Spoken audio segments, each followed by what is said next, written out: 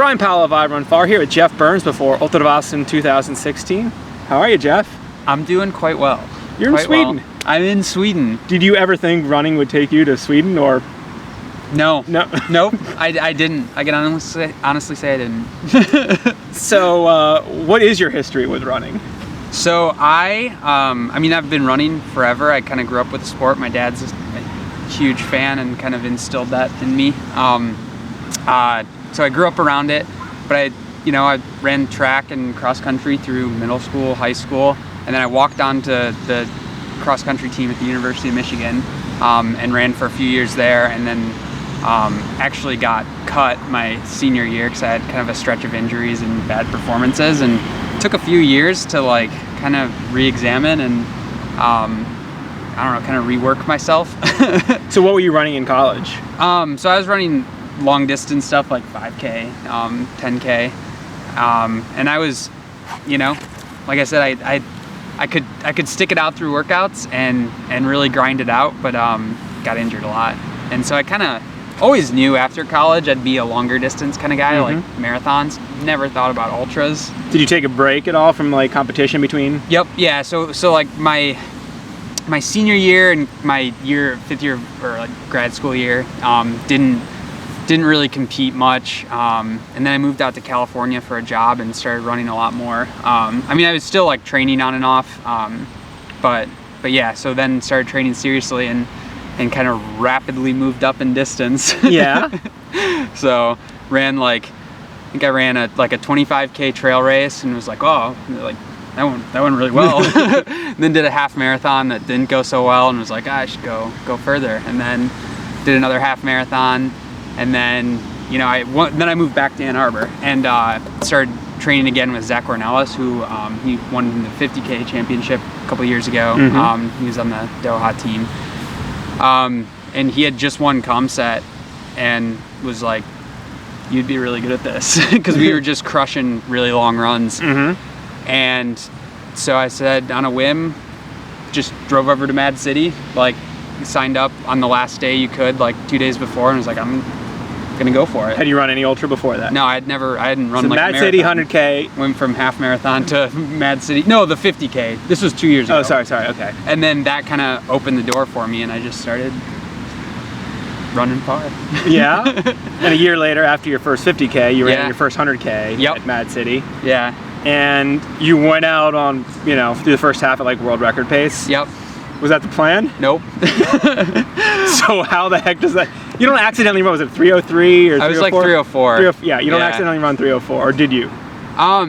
So I the first lap I was in really good shape, like training was going really well, and I knew I was in really good shape, and I knew I could probably take a swing or I had this kind of like sneaking suspicion, I didn't really like publicize it, that I might get the American record, or go for it at least, on a good day. I thought Mad City's course might be a little too rough for it, but I was like, I think I'm in this kind of shape, can definitely get the course record here.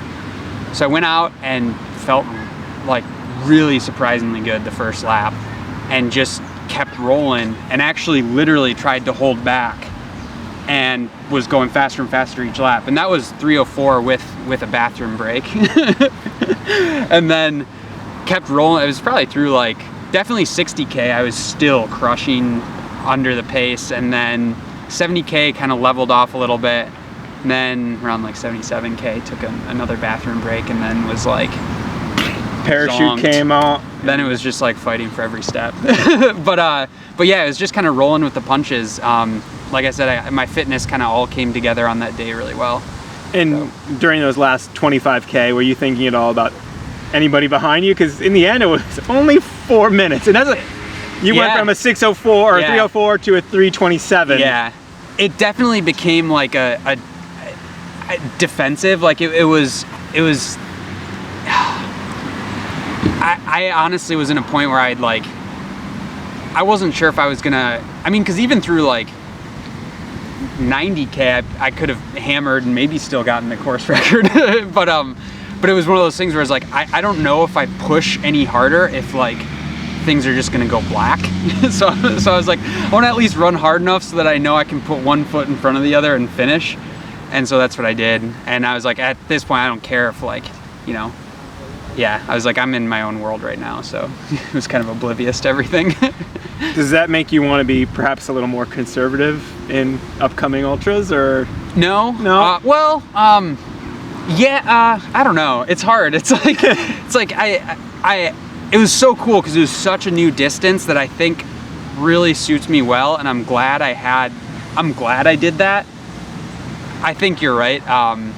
Yeah, you're right. Like, definitely be a little bit more conservative in races now, but that's not to say I don't think that I could still, you know, like maybe in a few years I could go out that fast and keep rolling. So now in a race like this weekend, there's obviously some very experienced runners and people who know the course. Like, you know, are you going to take it as a cue if you're in front of Jonas Bud at 25K that maybe? Yeah, this is, I feel like I'm in a kind of on a, like, you know, I'm in different territory in this race, you know? Like, I mean, it's on the trails. It's not mountains, so it's not like dangerous trails, but it's definitely outside my wheelhouse, which is why it's kind of exciting. But yeah, I'll definitely be more cognizant of those around me. Now, you went on part of the sort of more technical section of trail today. How'd that go?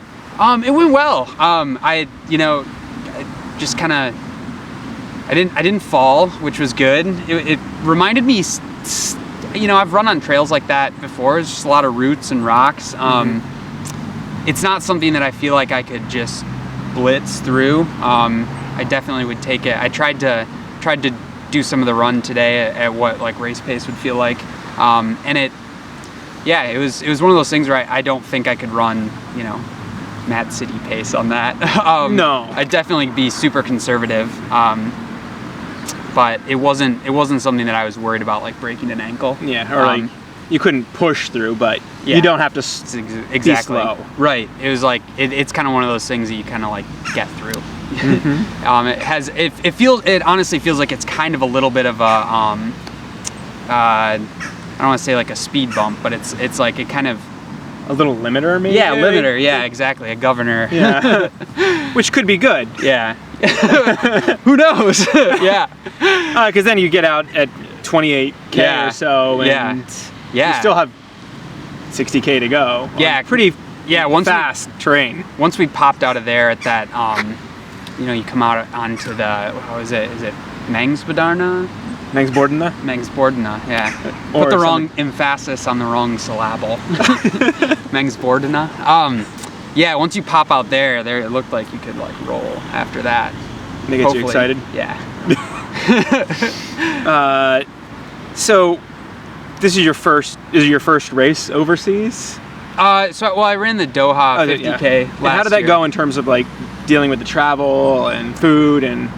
It was an experience, and that's actually why I was really pumped to do this, was to kind of learn that whole routine a little bit more, because Doha, I definitely didn't hit it quite right. I didn't sleep at all before the race. It was like I'd go to bed every night and just lie in bed awake, and was just kind of off like food-wise the whole time.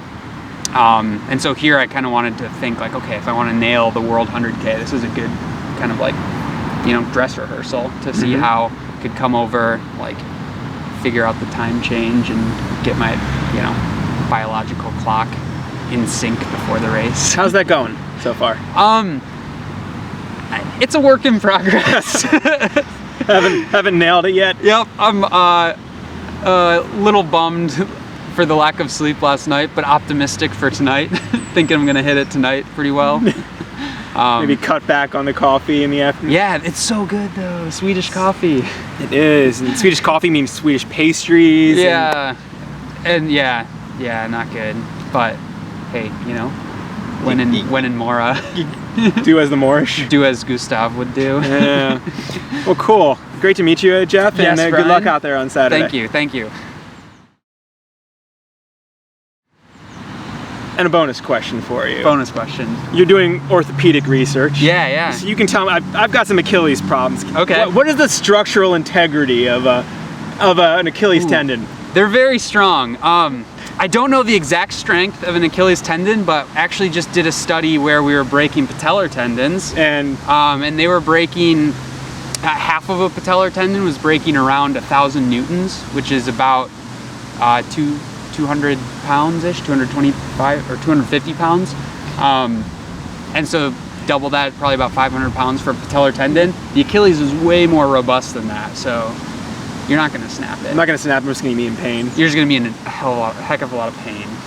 You could say a hell of a lot of pain. You're going to be in a hell of a lot of pain. All right, thank you for that analysis, Geoff.